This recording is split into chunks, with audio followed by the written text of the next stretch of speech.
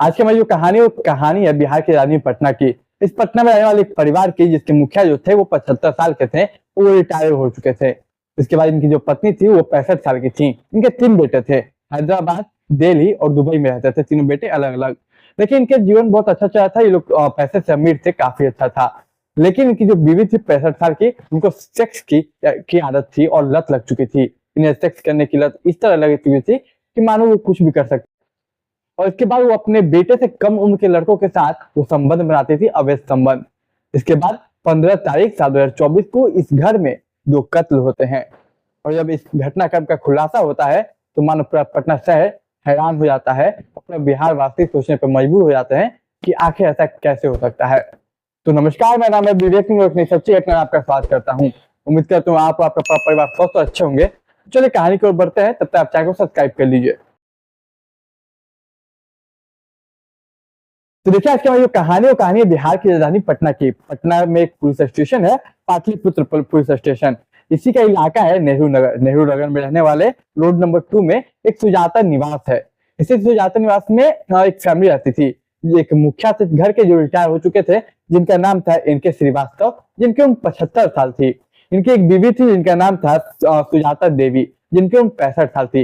इनके 3 बेटे थे। एक बेटा दुबई में रहता था, एक बेटा दिल्ली में रहता था और एक बेटा हैदराबाद में। तीनों अच्छे अच्छे जगह जॉब करते थे और इनका जीवन काफी अच्छा चल रहा था। पैसे से इनको कमी नहीं थी, पैसे से ये लोग संपूर्ण थे। इन्हीं में से इनका एक जो बेटा है दुबई वाला, वो अक्सर इन्हें अपने माता पिता को कॉल किया करता। हमेशा की तरह 15 अक्टूबर साल 2024 को वो कॉल करता। तकरीबन 12 बजे के समय हो रहा था। तो जब माता पिता कॉल नहीं उठाते तो वो फिर दोबारा कॉल करता। और जब 3-4 बार कॉल करता और माता पिता नहीं उठाते, जबकि आज से पहले कभी ऐसा नहीं हुआ था, तो परेशान हो जाता। तो जस्ट उनके घर के अपोजिट में एक अपार्टमेंट है, गणेश जायकी अपार्टमेंट। उस अपार्टमेंट के गार्ड, जिसका नाम था राम प्यारे यादव, उसको कॉल करता। कॉल करते कहते भैया थोड़ा जाके देख लीजिए, मेरे मम्मी पापा कॉल नहीं उठाए, सब कुछ ठीक है तबीयत वगैरह। वो बोलता ठीक है भैया, मैं कुछ देर में जाऊंगा तो आपको बता दूंगा। कुछ समय गुजरता है, लगभग 12:30 बजे के समय था।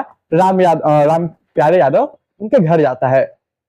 फोन पे यानी कि वीडियो कॉल पे उनके बेटे यानी जो दुबई में रहते थे उनको वीडियो कॉल पे लेता है और घर जाता है तो देखता है कि कुंडी लगा हुआ है। बकायदा वो कुंडी खोलता है, घर के अंदर दाखिल होता है। दाखिल होते वो किचन की ओर उसका चेहरा जाता है तो देखता है कि एक महिला की लाश पड़ी है। वो महिला कोई और नहीं बल्कि सुजाता देवी थी।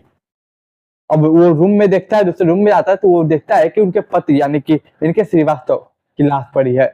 वीडियो कॉल पे जो बेटा था दुबई वाला, वो परेशान हो जाता है और देख के घबरा जाता है कि उनके माता पिता मर कैसे गए। इसके बाद जो गार्ड था उसकी भी ये सब चीजें देख के चीख निकल जाती है। दरअसल जो सुजाता देवी मरी थी, उनके चेहरे को बुरी तरीके से कुचला गया था। इसके बाद फौरन पुलिस को इन्फॉर्म किया जाता है। तमाम जो पड़ोसी थे वो चीख सुन के आते हैं। पुलिस आती है, फिर से इन्वेस्टिगेशन शुरू होती है। सबसे पहले सुजाता देवी और इनके श्रीवास्तव की बॉडी को कब्जे में लिया जाता है। गार्ड से पूछताछ किया जाता है, फिर तमाम लोगों को इन्फॉर्म किया जाता है। जैसे कि ये जो लोग थे, ये लोग सिवान के रहने वाले थे। निवासी जो मूल निवासी वो सिवान के थे। उनके गाँव वालों को इन्फॉर्म किया जाता है, इनके श्रीवास्तव को, उनके बेटे को इन्फॉर्म किया जाता है। बेटे आ जाते हैं और तमाम गाँव लोगों को पता चल जाता है कैसे ऐसे घटना हुआ है। सवाल ये कि 65 साल की महिला को कोई बुरी तरीके से क्यों कुचल के मारेगा? एक 75 साल के रिटायर्ड व्यक्ति को कोई कुचल के क्यों मारेगा? जब बेटे आता है, तमाम लोग जो पड़ोसी थे वो बताते हैं कि उनका पति क्या ही कर सकते हैं। उन्हें दरअसल एक बीमारी है उनके पति को, और उस बीमारी की वजह से वो चल नहीं सकते हैं। उनके घुटनों में अक्सर दिक्कत होती, वो काफी मतलब मशक्कत से चलते, उठ नहीं पाते, बैठ नहीं पाते, बहुत तकलीफ होती थी वो। लेकिन उन्हें कोई क्यों मारेगा? धन की कमी थी नहीं, सभी बेटे अच्छे से वेल सेटल्ड थे। तमाम सवाल थे लेकिन जवाब नहीं। अच्छा देखिए, जब बॉडी वॉडी जब्त कर लेती है, बॉडी तमाम चीजें हो जाती है, घर को अच्छे से चेक करती है। घर को चेक करते तो अलमारी से काफी गहने मिलते हैं पुलिस को, जिसकी कीमत तकरीबन 15 लाख रुपए थी। अब पुलिस सोचती है कि आखिर कोई कत्ल करेगा तो वो अगर चोरी के मकसद आया हो, डाकू के मकसद से आया होगा, डकैती के, तो वो पैसे वगैरह तो लेगा ना, गहना वगैरह तो लेगा। 15 लाख का गहना उसने ऐसे ही छोड़ दिया और घर के हालात को देख के लग नहीं रहा था कि लूटपाट हुई है। तो सवाल ये था कि आखिर मारा क्यों गया इन लोगों को? आखिर कौन हो सकता है दुश्मन? अब पुलिस तमाम लोगों से पूछताछ करती कि आपने कुछ देखा या नहीं। इसके बाद पुलिस सीडीआर निकलवाती है। सीडीआर में सब कुछ नॉर्मल था, कुछ ऐसा सस्पिशियस नहीं लगता कि कुछ पकड़ा जाए। अब पुलिस उस मोहल्ले के तमाम सीसीटीवी कैमरों को खंगालती है। जब तमाम सीसीटीवी कैमरों को खंगाला जाता है, कुछ लोगों से इंक्वायरी की जाती, तो ना सीसीटीवी में कुछ कैप्चर होता है और ना ही कुछ वो उसमें उनके बेटों से पूछा जाता। तो बेटा भी कुछ नहीं बताते। पूछा किसी से दुश्मनी, किसी से बाहर विवाद या तमाम चीजें। लेकिन बेटा ये बोलते कि नहीं, हाँ पिताजी तो उठ नहीं सकते, चल नहीं सकते, तो बोलेंगे क्या? अच्छा, माता श्री का कुछ ऐसा है नहीं, इस तमाम सवाल। लेकिन सबसे बड़ा सवाल था कि भाई आखिर इनके साथ हुआ क्या? वहाँ के जो एसएसपी है, मतलब पटना के, उन्होंने एक टीम बनाया और फिर तहकीकात शुरू करवाई। सीसीटीवी में कुछ कैप्चर नहीं होता, पुलिस घंटों सीसीटीवी खंगालती है। नहीं, उसी में से एक सीसीटीवी की 11 सेकंड की क्लिप थी, जो कि एक शख्स दिखाता है पुलिस को कि सर ऐसा तो कुछ नहीं। जब वो पुलिस देखती तो सीसीटीवी की 11 सेकंड की क्लिप में दिखता है कि जो सुजाता निवास है उसके तरफ से एक बाइक सवार है जो कि आ रहा है। लेकिन अफसोस कि उस सीसीटीवी कैमरे में उस बाइक सवार का फोटो यानी कि चेहरा नहीं दिखता क्लियर, केवल उसके शर्ट के जो कलर थे, कपड़े थे, वो दिखते हैं। सवाल ये कि खोजा कैसे जाए? इसके बाद पुलिस उसी को ट्रैक करते यानी कि शर्ट के कलर को ट्रैक करते हुए वो दूसरा सीसीटीवी फुटेज को खोजती है।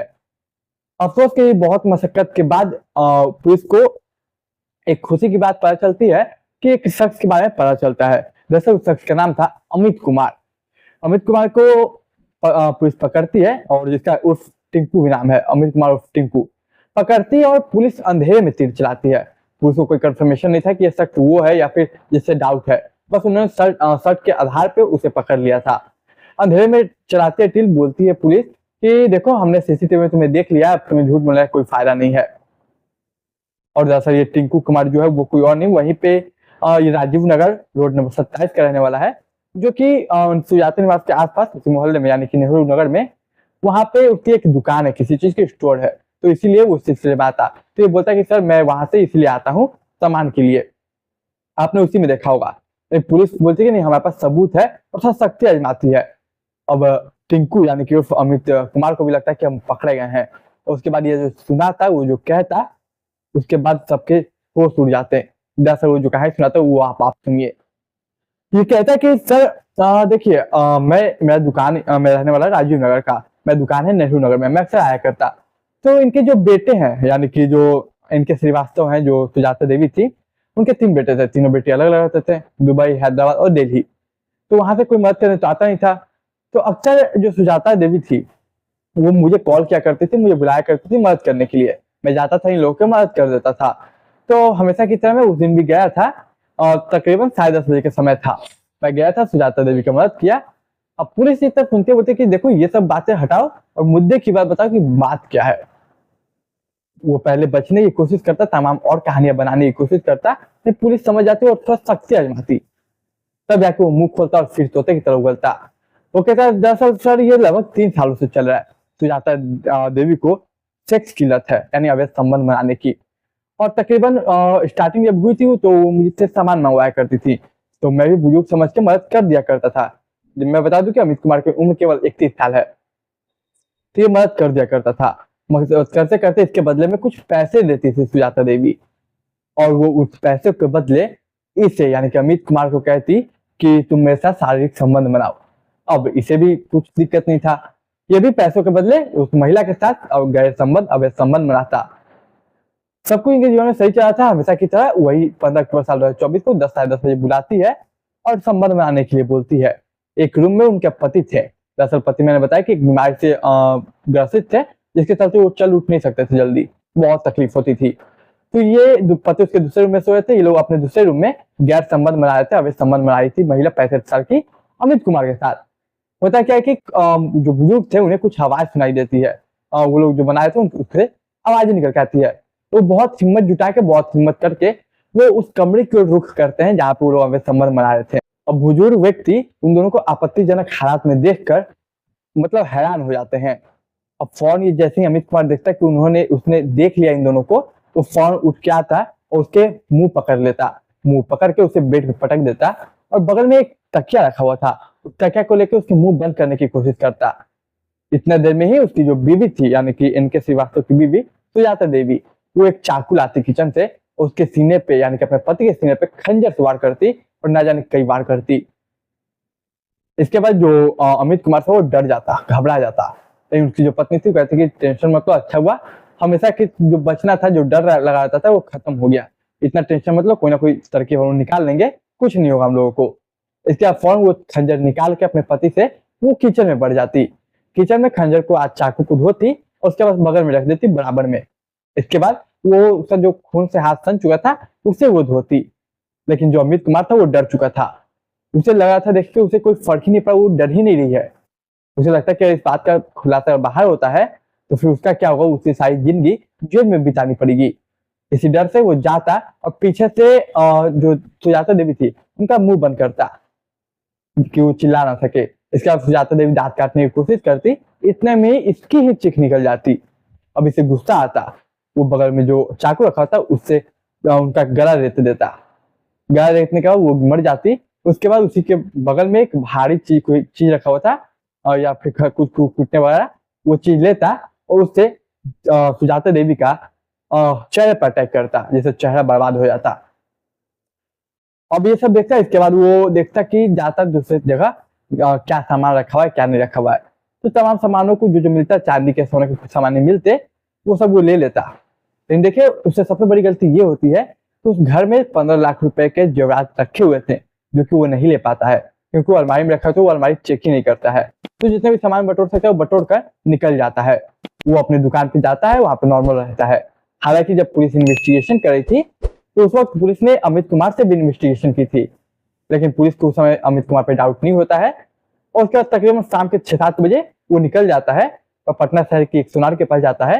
वहां पे वो तमाम चीजें बेचता है जो बेचने वाली चीजें थी, और उसके बाद उसके बदले 1 लाख रुपए वो लेता है। और ये सब लेने के बाद पुलिस जब अंधेरा में तीर चलाती है, वो शर्ट का कलर का पता करके, तब जाके इस घटनाक्रम का इस तरीके से खुलासा होता है। उसे शायद पता ही था कि 15 लाख का जेवरात और पड़े हुए तो वो भी ले लेता। तो देखिए यही थी हमें आज की कहानी कि कैसे एक 65 साल की महिला की गलत आदत ने उसकी तो जान, उसके पति की तो जान ली ही, उसकी भी ले ली। और शायद महिला ने अपने पति की जान लेने से पहले एक बार भी नहीं सोचा, क्योंकि मानिए सब कुछ उसके जीवन में सही था, पैसे की कमी थी नहीं, बेटा वेल सेटल था, पति भी थोड़ा तबियत खराब रहता था, लेकिन बाकी सब कुछ सही था। खैर सबके अपने जीवन है। देखिए ये कहानी सुनाने का उद्देश्य किसी भावनाओं को किसी दिल के ठेस पहुंचाना नहीं, बल्कि समाज में जागरूकता फैलाना है। तो देखिए उम्मीद करता हूँ आपको आज की कहानी पसंद आई होगी। कहानी पसंद आई तो चैनल को सब्सक्राइब कीजिए, वीडियो को लाइक कीजिए, शेयर कीजिए। मैं मिलूंगा एक नई कहानी में, तब तक के लिए मुझे दीजिए इजाजत।